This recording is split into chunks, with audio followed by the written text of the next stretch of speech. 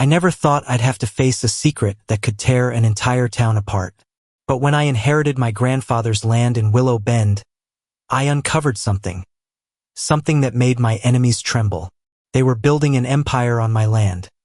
Land my family had shed blood to protect for centuries. And then, in an old box beneath the floorboards, I found my grandfather's letter. If you're reading this, they're trying to steal our land. I'd stepped into a battle I wasn't prepared for, but I wouldn't back down. Leave a comment with the word 9 to join me in this breathtaking fight. Okay? Don't forget to like the video and subscribe to the channel so we can seek justice together moving forward. I'm Malik Carter, 34 years old, a black man born and raised in the poor suburbs of Oak Ridge, 4 hours drive from Willow Bend. Right now, I work as a financial analyst for a company downtown, where suspicious glances and veiled questions about my competence are an everyday thing, just because of my skin color. My family's roots run deep in Willow Bend, where my grandfather, James Carter, poured sweat and blood to keep our farm alive through generations. I never imagined I'd leave my office chair to fight for land, but life has a way of thrusting you into unexpected battles. I discovered the Green Haven Homeowners Association was building 87 luxury homes on the farmland I inherited from my grandfather. But when I found his original property surveys, their entire development project suddenly became my legal property. Can you imagine the stunned looks on their faces when I exposed their scheme right at their own community meeting? I never thought I'd have to fight to hold on to land that was already mine. When my grandfather James passed away last March, I inherited his 150-acre farm just outside Willow Bend. That place is the lifeblood of my family across generations. I live far away in the city, busy with my job at a financial firm, where I often face doubtful stares just because of my skin. It's left me with less time to visit home than I'd like. My phone rang at 4:30 in the morning on Tuesday. It was Clara Jackson, my grandfather's neighbor for 30 years. Her voice shook with anger. They're tearing up your land. Giant bulldozers started digging 2 days ago. You need to come now. First, I thought she was mistaken. Maybe the workers had accidentally crossed a boundary. But Clara isn't the type to exaggerate. Green Haven's putting up signs everywhere, she went on. They plan to build nearly 100 houses on your eastern field. I hurriedly stuffed some clothes into a suitcase and drove straight to Willow Bend, flooring it past the speed limit. For hours later, I turned onto the dirt road leading to my grandfather's house.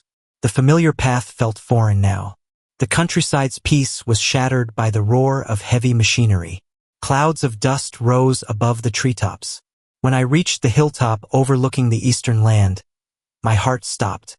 A fleet of bulldozers and excavators was plowing through the soil where my grandfather once grew corn and soybeans. Workers in hard hats moved like ants, marking the area with bright orange paint. A huge sign stood near the road. Green Haven Heights, the future of luxury. 87 premium homes, starting at $600,000. I parked and walked toward a woman standing apart from the workers. She wore spotless cream slacks and a crisp white shirt, unbothered by the dust around her. Her hair was perfectly styled, and she held a clipboard while talking on the phone. "Excuse me," I said as she ended her call.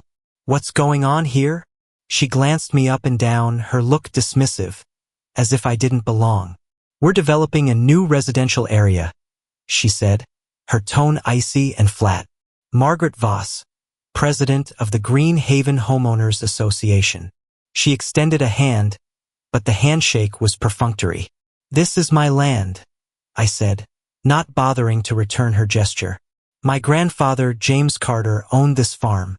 He just passed, and I'm the heir." Margaret's lips twitched into a forced smile that didn't reach her eyes. "You must be mistaken. Green Haven bought this land 14 months ago.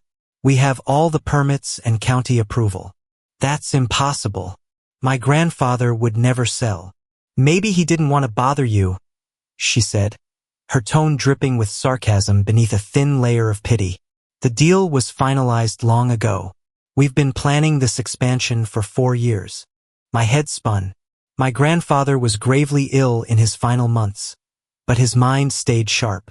He'd never sell the farm he loved without telling me. Something was wrong. "I want to see the paperwork now," I demanded, my voice firm. "Feel free to contact our legal department," Margaret said, tossing me a business card. "But I assure you everything's in order. Now, I'm busy." She turned away, dialing her phone again. I stood there, powerless, watching the machines rip apart the land that had sustained my family for centuries. Back at the house, Clara was waiting on the porch with a pitcher of lemonade and a face full of worry. "They started showing up with surveying gear 2 months ago," she said. James was furious. He said they had no right to touch the land, that they were trying to steal it outright. "Did he ever mention selling?" I asked. "Never. James swore this farm would stay in the family forever." Clara's eyes welled up. "The last day before he went to the hospital, he tore through his office, saying he had to find something to protect the land. My grandfather's office was untouched since his death. I hadn't had the courage to sort through his things when I came for the funeral. But now I needed answers." The small room smelled of pipe tobacco and old books. Shelves lined the walls, stuffed with farming almanacs, family photo albums, and decades of meticulous notes. My grandfather recorded everything. Rainfall, crop yields, equipment repairs, all in his neat handwriting. Where could the land records be? The filing cabinet seemed the obvious place. I pulled open the top drawer, finding folders sorted by year, but nothing about a sale or Green Haven. Hours passed, night fell, and my eyes ached from reading faded documents by lamplight. Just as I was about to give up, I noticed a loose floorboard under the desk. I pressed it with my foot, and it shifted slightly. I knelt down and pried it up with a letter opener. Beneath it was a small metal box. A key hung on a nail under the desk.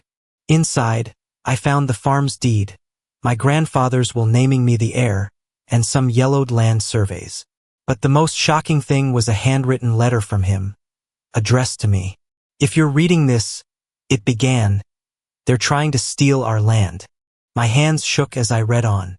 He wrote that developers had eyed his land for years.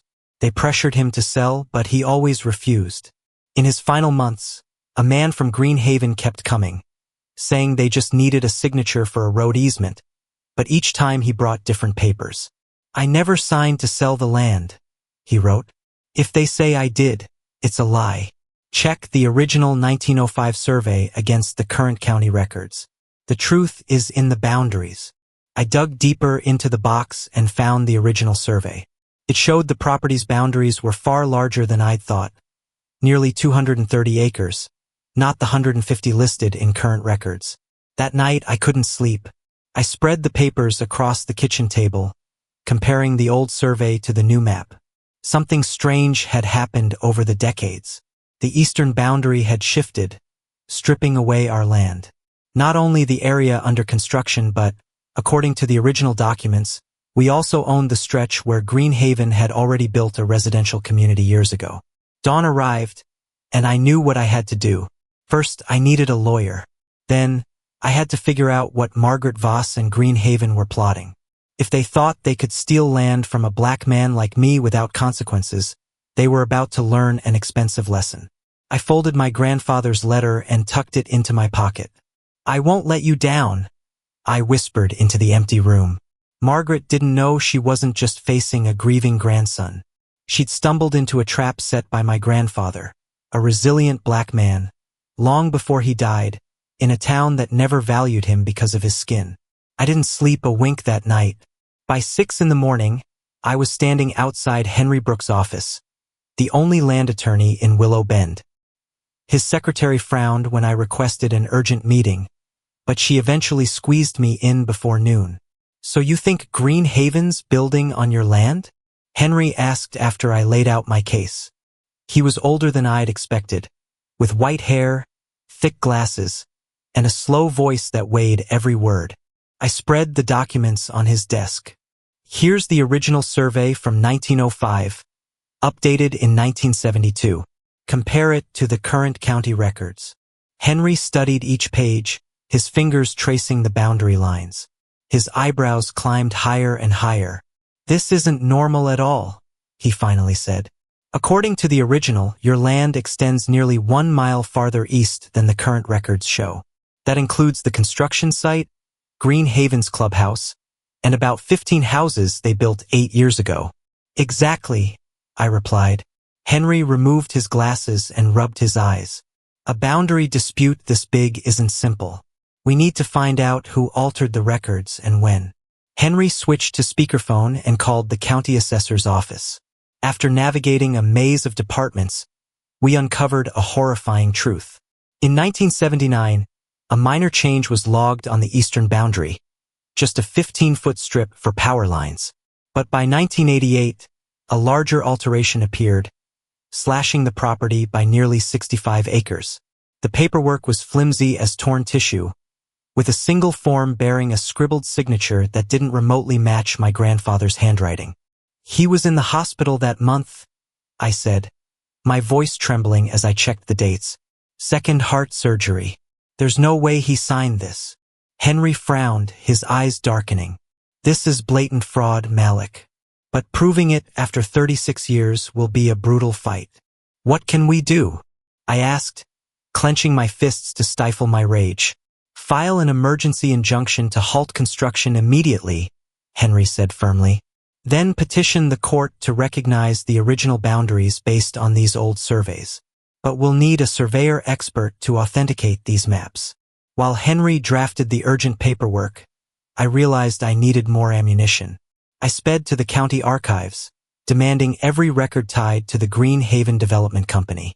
3 hours later, in a dusty corner of the library with stacks of public records towering around me, I struck gold. Green Haven wasn't just a residential project. It was a tangled web of limited liability companies and shell corporations. 5 names repeated like a filthy refrain. Margaret Voss, her husband Charles Voss, County Commissioner Robert Tate, Planning Board Chair Evelyn Pierce, and one person I didn't yet know. But the most damning find was from 4 months ago. A $12 million loan to fund Green Haven Heights, using my land as collateral, land they'd stolen from my black family. I snapped photos of everything with my phone, heart pounding, then raced to the Willow Bend Chronicle's office. The editor, Lorraine Hayes, had known my grandfather. When I said I was investigating fraud involving powerful officials, her eyes lit up like a hunter scenting blood. I can't print rumors, she warned, her voice sharp as a blade. But I'll dig into this project's approval process. It sailed through suspiciously fast. Back at the farm, I found Clara chatting with another elderly man. Mr. Amos? I mentioned Margaret Voss, and his face darkened like a storm cloud. That woman forced me to sell my land, he growled, hands shaking with fury. They fine me weekly over my vegetable garden. I've grown tomatoes for 25 years. Then they said my shed violated some new made-up rule. Fined me until I was broke and couldn't fight back. How many others got hit like this? I asked, feeling anger flare inside me. At least 10 other old-timers were pressured to sell over the past 7 years, Amos replied. Always below market value, always to companies tied to Green Haven. A pattern emerged. Target the vulnerable, harass them with fines and regulations, force them to sell cheap, then develop the land for millions in profit. My grandfather was their latest prey, but he'd outsmarted them. My phone rang. Henry Brooks. The judge approved the emergency injunction, he said, his voice tinged with tension. Construction must stop immediately until the hearing in 10 days. But brace yourself, Malik. They'll hit back hard. I thanked him and hung up, a small victory overshadowed by unease. I drove to the worksite, clutching the court order. Workers were packing up as I arrived. Margaret's gleaming white SUV still sat near the trailer. She stepped out as I approached, phone glued to her ear like a weapon. Seeing me, her eyes sharpened like knives. Construction stops now, I growled, shoving the court order into her hands. The legal boundaries are in dispute. She skimmed the paper, her calm shattering for a split second. Nonsense. We have every permit we need. Based on forged boundaries. I shot back, my voice hard as steel. I've got the original survey right here. For the first time, I saw fear flicker in her eyes, but it quickly gave way to aggression. This stunt will cost you dearly, she hissed, her voice low and chilling. You don't know who you're messing with, you little black punk. I wasn't planning to reveal everything I knew, but that insult set my blood boiling. Oh, I know exactly who. 5 names across dozens of business records, $12 million borrowed against my stolen land, county officials fast-tracking approvals for a project they're in on. Margaret gripped her phone tighter, nails digging into the case. You're digging your own grave, she snarled. I can be generous. Sell the rest of the land, 8 figures, cash up front. No sale. I cut her off. Everyone has a price, she sneered, her eyes predatory. Think it over.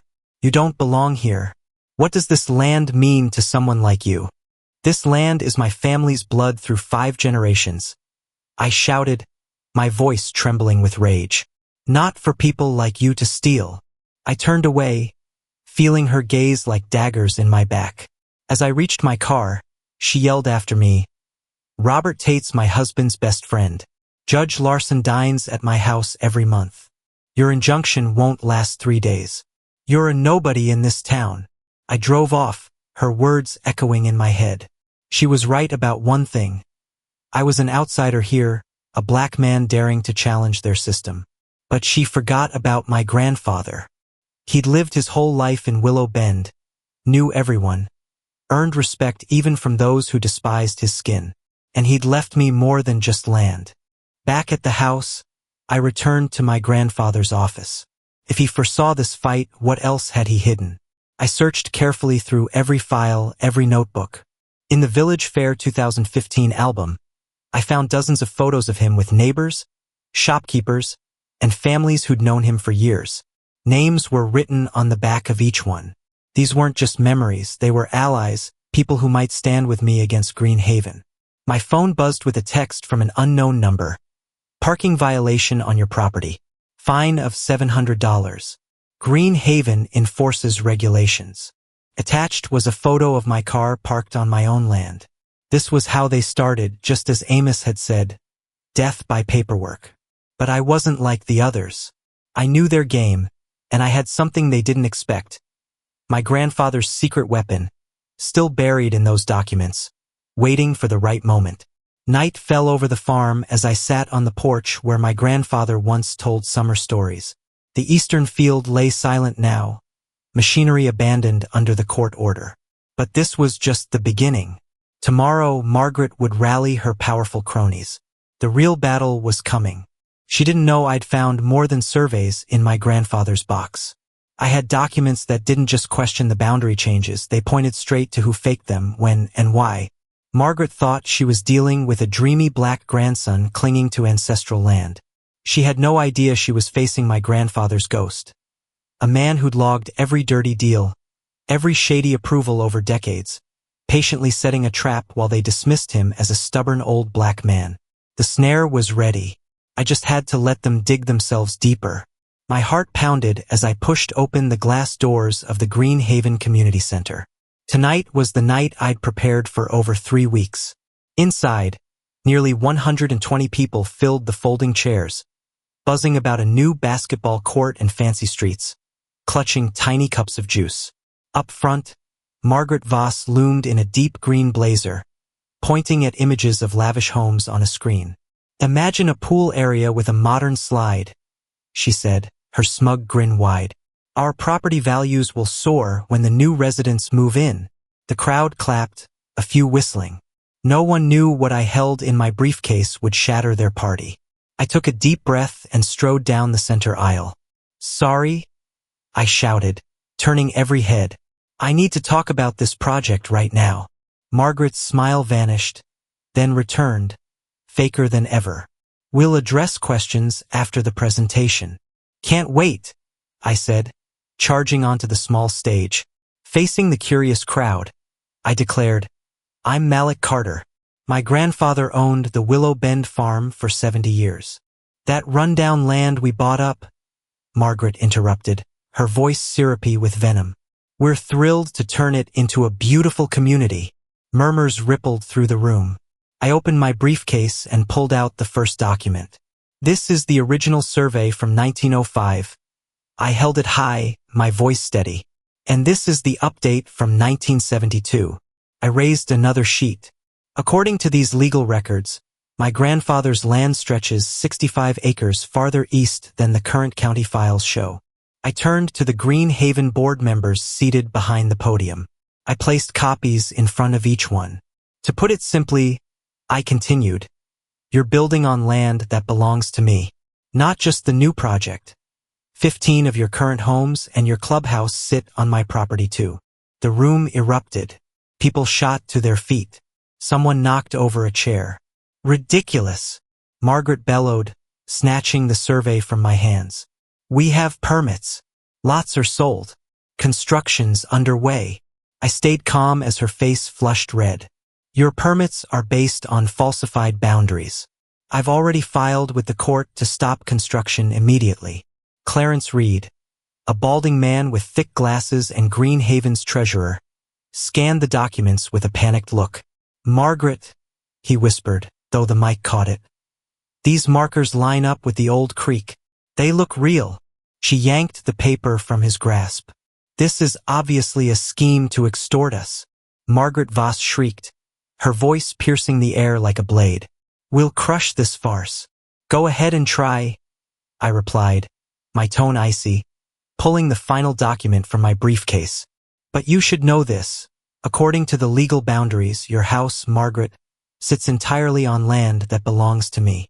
The room fell into a deathly silence. The crowd exchanged terrified glances, slowly grasping the horrific truth. 15 families might not actually own the ground beneath their feet. A man leapt up from the back row, his voice trembling. "Are you saying we could lose our homes?" Before I could answer, Margaret slammed her hand on the podium, the sound booming like thunder. "Meeting's over. Everyone get out. The board needs a closed session now." The crowd shuffled out, whispering in panic. A young woman grabbed my arm, her eyes red with tears. "I'm Serena Holt. I put my life savings into a new lot. What do I do now?" I hadn't expected to face the pain of innocent people so directly. "I don't want to hurt anyone," I said, trying to keep my voice sincere. "I just want to fix a wrong." "Don't believe a word he says," Margaret hissed, suddenly appearing beside me. Once everyone had left, she leaned close, her breath hot with menace. "You don't know who you're playing with, you filthy black brat. I built Green Haven from nothing. No one takes it from me." Her threat hung like a blade between us as she stormed out, leaving me alone in the empty room. Through the window, I saw clusters of rattled homeowners gathering in the parking lot. My phone buzzed with a text from Henry Brooks. "How'd it go?" I replied, "They know now.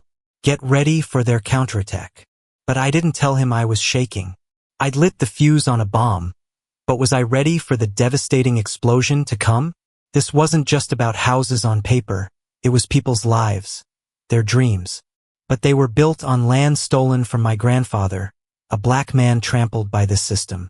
Someone would lose everything, and Margaret Voss wouldn't go down without dragging the world with her. I jolted awake to the roar of engines outside the farm. Blinding headlights sliced through the windows like they wanted to burn me alive. I rushed to the porch and saw four sleek black SUVs emblazoned with Green Haven security, blocking the driveway. A pack of uniformed men stood glaring, their presence like a wolf pack. One stepped forward, shoving a thick envelope into my hands. "Cease and desist from Green Haven," he said, his voice flat as a machine. "Withdraw all claims against the project, or you'll be sued." I tore it open. Inside was a letter accusing me of using fake documents to defraud them, demanding astronomical damages for tarnishing the community's reputation. "Are you kidding me?" I snapped. He shrugged. "I just deliver. Have a nice day." He returned to the vehicle, but the group didn't budge. I planned to head into town for breakfast, but then I saw they'd erected massive concrete barriers overnight, sealing off my exit.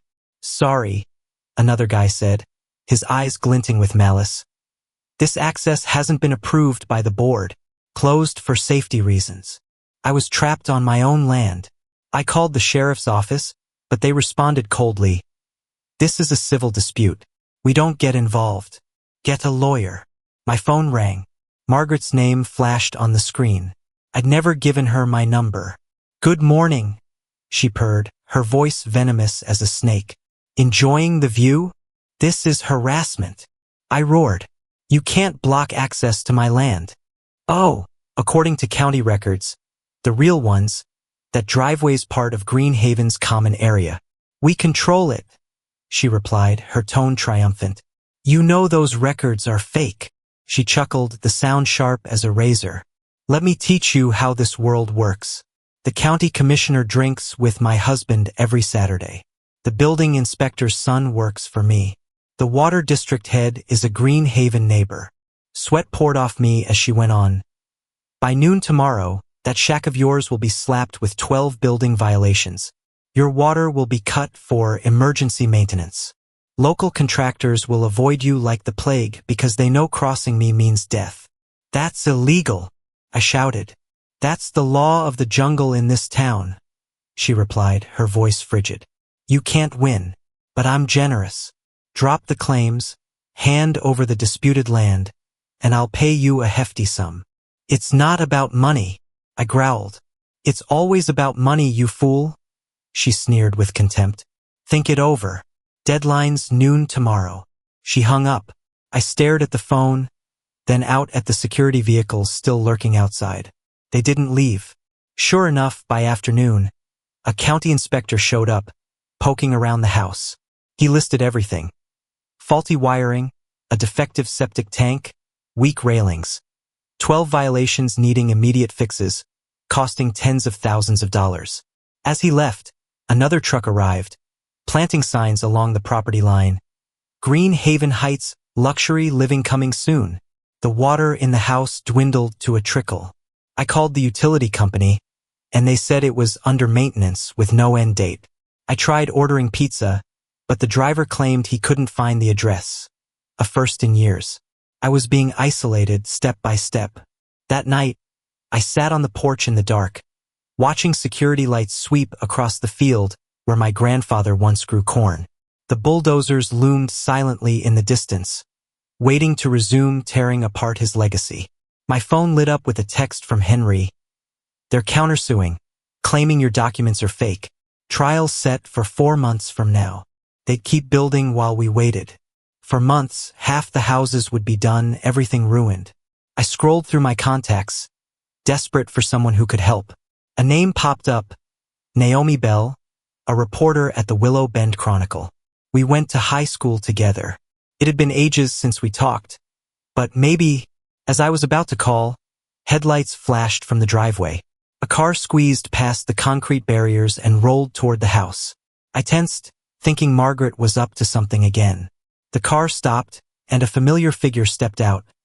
Clarence Reed, Greenhaven's treasurer, the one who'd seen my documents at the meeting.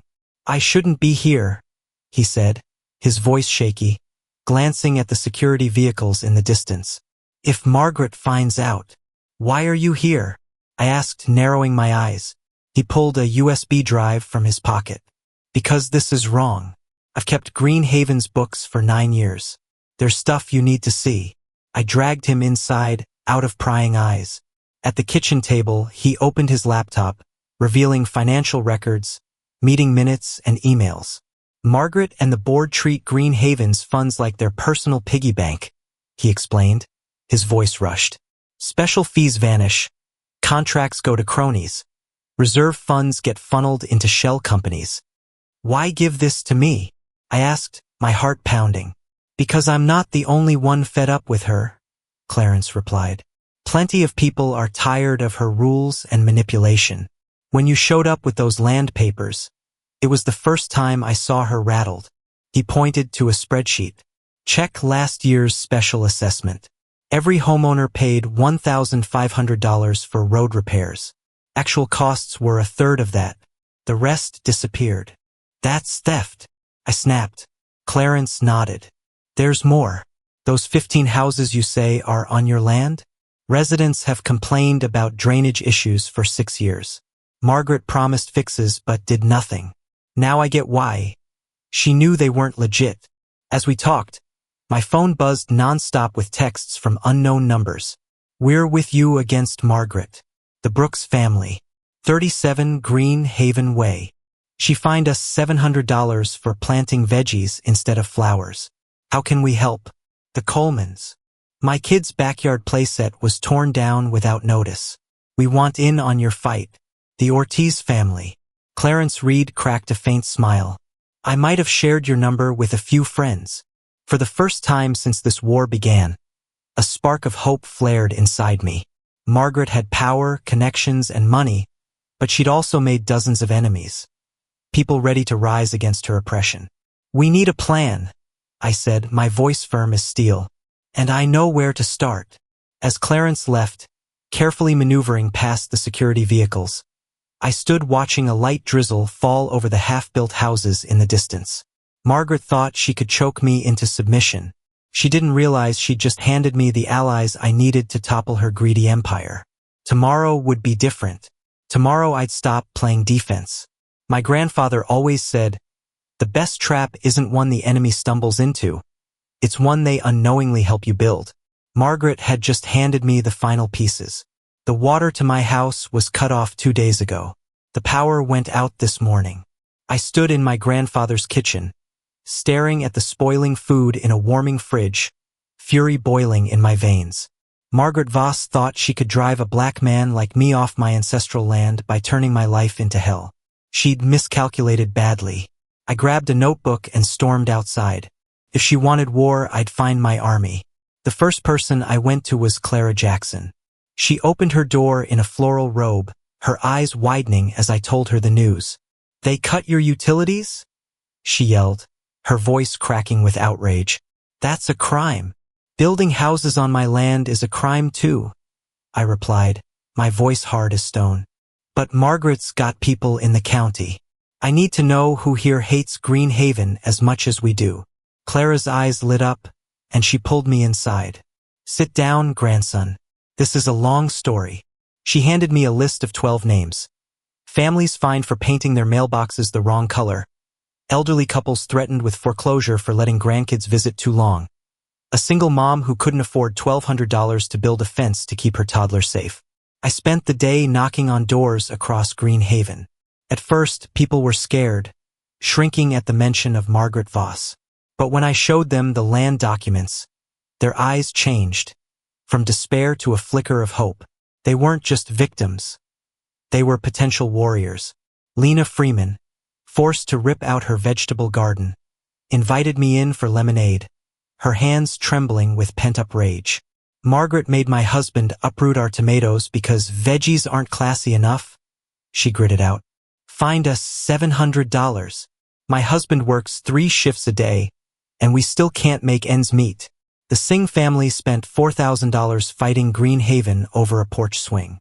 The DeVises couldn't paint their door the color they wanted. Every house looked identical. Pale white, soulless Margaret's stamp of oppression. It's not just the rules, Jamal Hayes explained, his wife Aisha nodding along. It's how they enforce them. Margaret drives around snapping photos of violations. White folks get a warning. Black folks like us get fined on the spot. There's no fairness here. By sunset, I'd spoken to 22 families, all sharing heartbreaking stories, all terrified of Margaret Voss but ready to rise if someone led the way. I called Henry Brooks. Can we legally form an opposing homeowners association? I asked, my voice urgent. On your land, absolutely, he replied firmly. What about the existing houses? That's the fun part. I need the community center for a meeting tomorrow night, I said. Henry laughed. They'd never let you use it. They don't own it. I cut in. I do. It's within my land boundaries, remember? The next day, I printed 250 flyers. Emergency community meeting. Your home is at risk. I attached copies of the original land survey. By nightfall, the community center was packed beyond capacity. 108 families showed up, some standing against the walls when the chairs ran out. Margaret arrived last, shoving through the crowd, her face twisted with fury. This meeting is illegal, she roared, her voice sharp as a blade. Everyone get out now. Lena Freeman shot to her feet, eyes blazing. Or what? More fines? Haven't you bled us dry enough? The room exploded with applause and shouts of outrage echoing off the walls. I stepped forward, raising a hand for silence. I didn't come to stir trouble. I began, my voice low but cutting like a sword. I came because my grandfather's land was stolen. But after meeting you all, I see I'm not the only victim in this unjust town. For the next 45 minutes, people shared stories of Greenhaven's oppression. Tears fell. Voices broke with anger. Margaret sat rigid in the back, fingers hammering her phone, eyes spitting fire. Here's my proposal, I said when everyone had spoken. We form the Willow Bend Homeowners Alliance. Together, we negotiate fair boundaries. We build a new community agreement, reasonable rules, transparent finances. You can't do that, Margaret screamed, lunging forward. These houses are bound by contracts with Greenhaven. I held up the original survey. Contracts based on fake ownership are worthless, Mrs. Voss. But I'm not here to take anyone's home. I'm here to fix this rotten system. The vote was nearly unanimous. 93 families joined the alliance on the spot. As people left, buzzing with energy, Clarence Reed slipped up to me. There's something you need to know, he whispered, glancing at Margaret in the corner.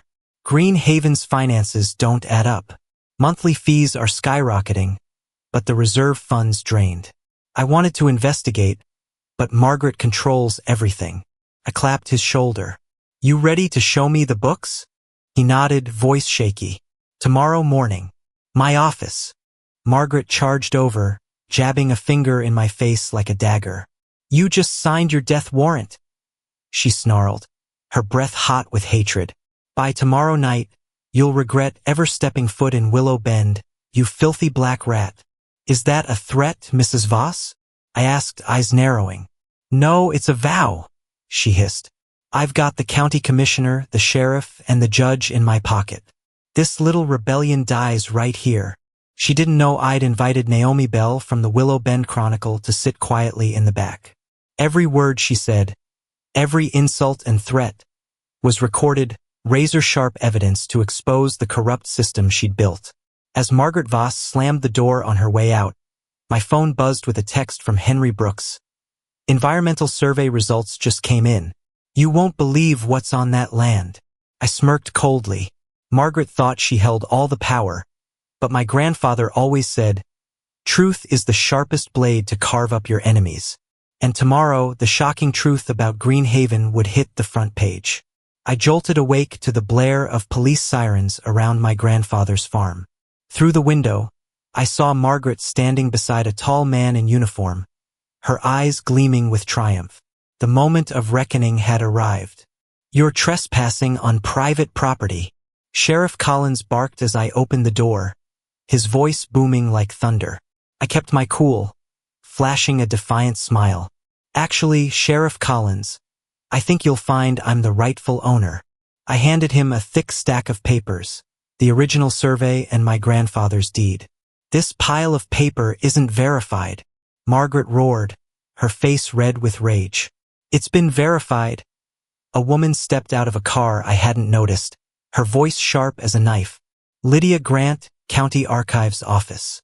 We reviewed the original survey last night after a troubling report came in. Margaret's face went pale as a corpse. What report? I gestured toward the house, my tone cold. Come inside. Coffee's ready to brew the truth. 10 minutes later, my kitchen table turned into an unexpected battlefield. Sheriff Collins, Lydia from the county office, Henry Brooks, my lawyer, and Margaret, trembling despite the thick layer of makeup trying to mask it. Building houses on my land is a crime too, I replied, my voice hard as rock. But Margaret has insiders in the county. I need to know who here hates Greenhaven as much as we do. Clara's eyes sparked, and she dragged me inside. Sit down, grandson. This is a long one. She handed me a list of 12 names. Families fined for painting their mailboxes the wrong color. Elderly couples threatened with foreclosure for letting grandkids stay too long. A single mom who couldn't afford $1,200 to build a fence to keep her toddler safe.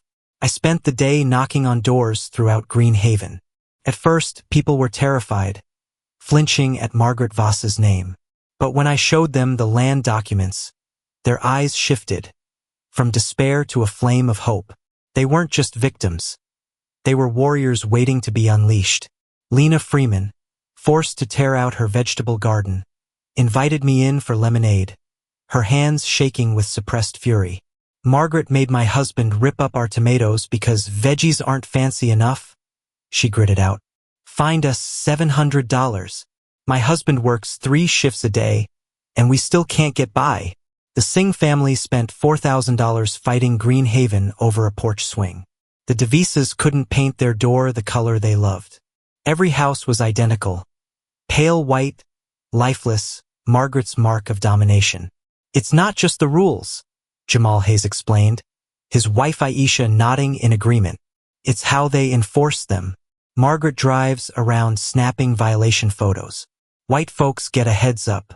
Black folks like us get fined on the spot. There's no justice here. By dusk, I'd spoken to 22 families, all sharing gut-wrenching stories, all trembling before Margaret Voss but ready to stand if someone led the charge. I called Henry Brooks. Can we legally form a rival homeowners association? I asked, my voice urgent. On your land, absolutely, he replied with conviction. And the existing homes? That's the exciting part. I need the community center for a meeting tomorrow night, I said. Henry chuckled. They'd never let you use it. They don't own it, I interrupted. I do. It's within my land boundaries, remember? The next day, I printed 250 flyers. Emergency community meeting. Your home is at risk. I included copies of the original land survey. By nightfall, the community center was overflowing, far beyond capacity. 108 families showed up, some leaning against walls when the chairs ran out. Margaret stormed in last, shoving through the crowd, her face contorted with rage. This meeting is illegal, she bellowed, her voice sharp as a knife. Everyone out now. Lena Freeman leapt up, eyes blazing. Or what? More fines? Haven't you drained us enough? The room erupted in applause, shouts of fury echoing everywhere. I stepped forward, raising a hand for quiet. I didn't come to start trouble. I began, my voice deep but cutting like a blade. I came because my grandfather's land was stolen. But after meeting you all, I see I'm not the only victim in this unjust town.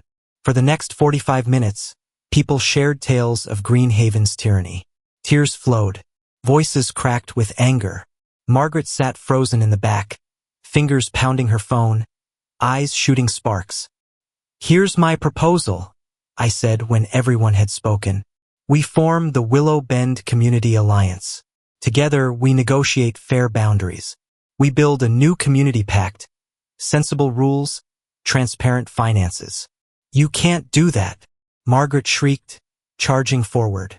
These houses are locked into contracts with Greenhaven. I held up the original survey. Contracts based on fake ownership are void, Mrs. Voss. But I'm not here to take anyone's home. I'm here to fix this corrupt system. The vote was almost unanimous. 93 families joined the alliance right then and there. As people dispersed, buzzing with resolve, Clarence Reed slipped up to me. There's something you need to know, he whispered, glancing at Margaret in the corner. Greenhaven's finances don't add up. Monthly fees are soaring, but the reserve fund's empty. I wanted to dig deeper, but Margaret controls it all. I clapped his shoulder. You ready to show me the books? He nodded, voice trembling. Tomorrow morning. My office. Margaret barreled over, jabbing a finger in my face like a dagger. You just signed your own death sentence, she growled, her breath hot with venom. By tomorrow night, you'll regret ever setting foot in Willow Bend, you filthy black scum. Is that a threat, Mrs. Voss? I asked, eyes narrowing. No, it's a promise, she spat. I've got the county commissioner, the sheriff, and the judge in my grip. This rebellion dies here. She didn't know I'd invited Naomi Bell from the Willow Bend Chronicle to sit quietly in the back. Every word she uttered, every slur and threat, was recorded, evidence sharp as a razor to expose the rotten system she'd crafted. As Margaret Voss slammed the door on her way out, my phone buzzed with a text from Henry Brooks. Environmental survey results just came in. You won't believe what's on that land. I smirked coldly. Margaret thought she held all the power, but my grandfather always said, truth is the sharpest blade to slice through your enemies. And tomorrow, the shocking truth about Greenhaven would explode on the front page. I snapped awake to police sirens wailing around my grandfather's farm. Through the window, I saw Margaret standing beside a towering man in uniform, her eyes gleaming with victory. The showdown had begun. You're trespassing on private property. Sheriff Collins barked as I opened the door, his voice thundering. I stayed calm, flashing a defiant grin.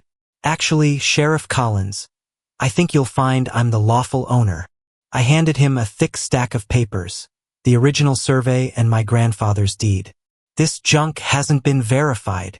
Margaret roared, her face red with fury. It has. A woman stepped out of a car I hadn't noticed, her voice cutting like a knife. Lydia Grant, County Archives Office. We checked the original survey last night after a disturbing report came in. Margaret's face drained to a deathly white. What report? I gestured toward the house, my tone icy. Come inside. Coffee's ready to brew the truth. 10 minutes later, my kitchen table became an unexpected war zone. Sheriff Collins, Lydia from the county office, Henry Brooks, my lawyer, and Margaret, quaking beneath her thick layer of makeup trying to hide it. The original boundary was misrecorded in 1968, Lydia explained, spreading a map across the table, her voice firm as steel. This entire area, including Greenhaven's current homes and the new construction, legally belongs to the Carter family. Collins whistled, his eyes darkening.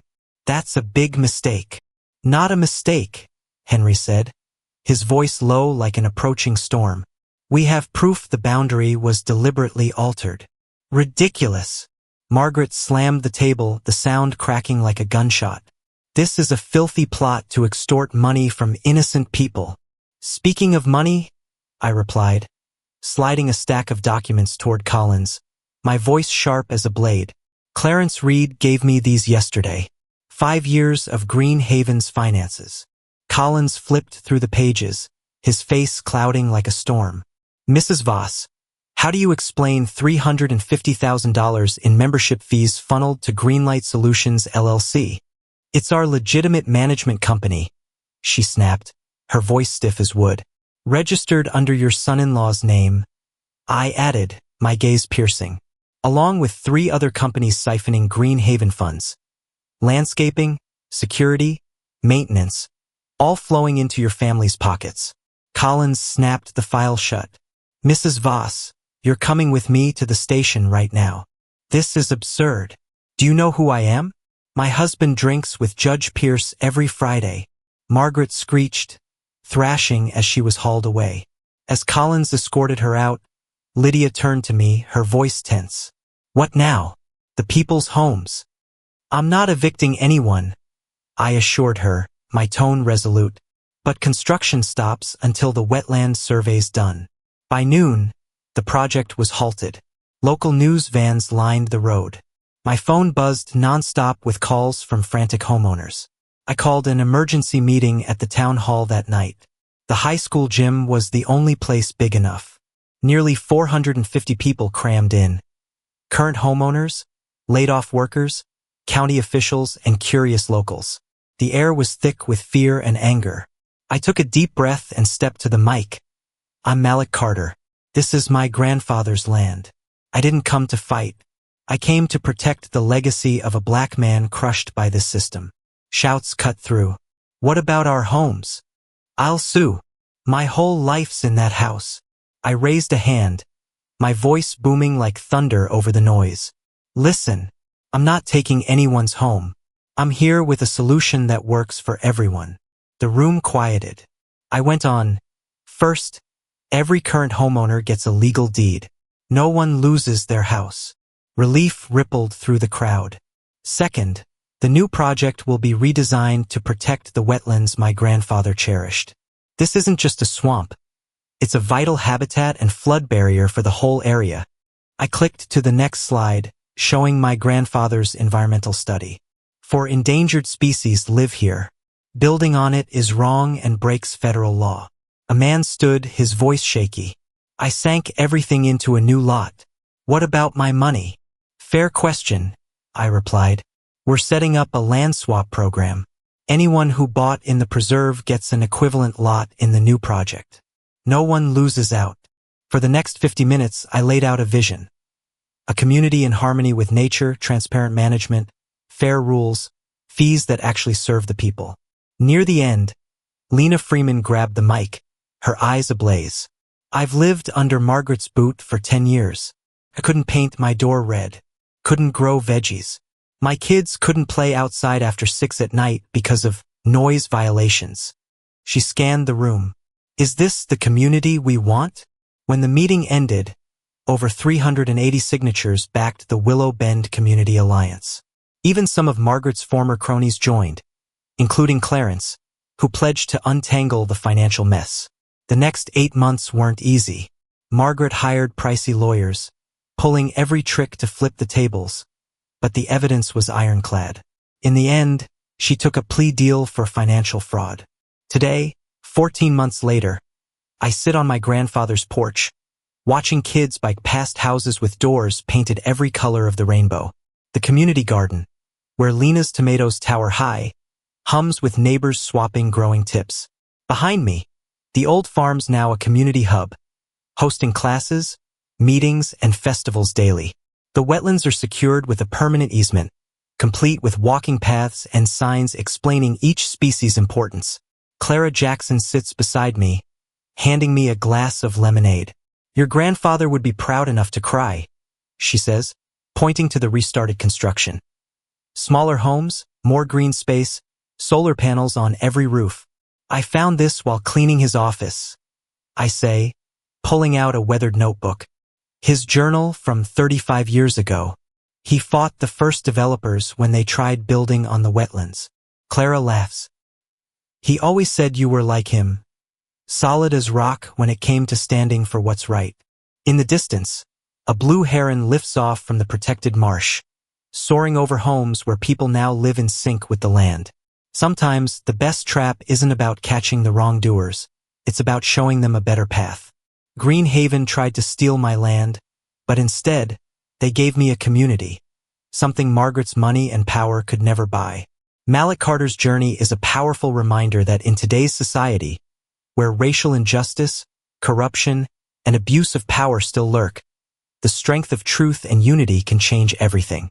From a black man facing an oppressive system, Malik turned adversity into opportunity, building a just community from the ashes of greed. A positive lesson that we don't have to bow to injustice but can rise, find allies, and create something better.